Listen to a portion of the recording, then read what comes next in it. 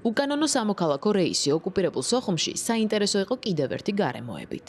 მის მგზავრებს შორის იყო ბადრა გუმბა, წარსულში ოკუპირებული რეგიონის დე-ფაქტო ვიცე-პრეზიდენტი და ამჟამად დე-ფაქტო პრეზიდენტობის კანდიდატი. ის ბორტზე შემთხვევით არ მოხვედრილა. გუმბა იყო მოსკოვში და მოსკოვში სხვადასხვა რუსეთის ფედერაციის სხვადასხვა სამინისტროებიდან მიიღო გარანტიები ელექტროენერგიაზე, ფულის გადარიცხვაზე და შექმნა განცდა რომ პრობლემები არ ექნებოდათ ამ მიმართულებით და შემდეგ აეროპორტის გახსნა დაამთხვიეს გუმბას წინასაარჩევნო კამპანიას. აეროპორტი უფრო მოგვიანებით უნდა გახსნილიყო, ჯერ კიდე არაა მზად აეროპორტი.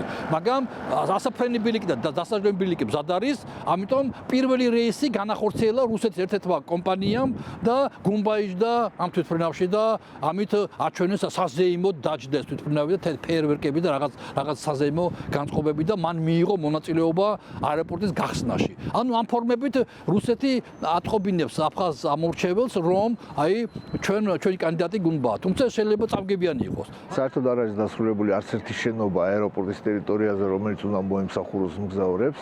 ამიტომ ამ რეისს აქვს მხოლოდ ერთადერთი დანიშნულება, ეს იყო წინასაარჩევნო რეისი. დაპირდნენ აფხაზებს, რომ ზაფხულისთვის აღდგება საავიაციო მიმოსვლა.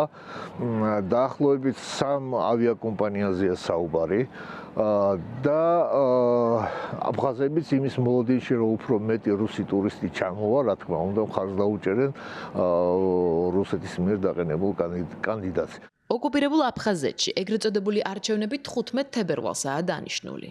მას საერთაშორისო სამართალი არ ცნობს, რადგან ნიკარაგუას, ნაურუს, ვენესუელასა და სირიის გარდა მსოფლიოს დანარჩენი ქვეყნებისთვის აფხაზეთი რუსეთის მიერ ოკუპირებული საქართველოს რეგიონია და მასში ჩატარებულ არჩევნებსა თუ ფრენებს საერთაშორისო ლეგიტიმაცია საფუძველშივე არ აქვს.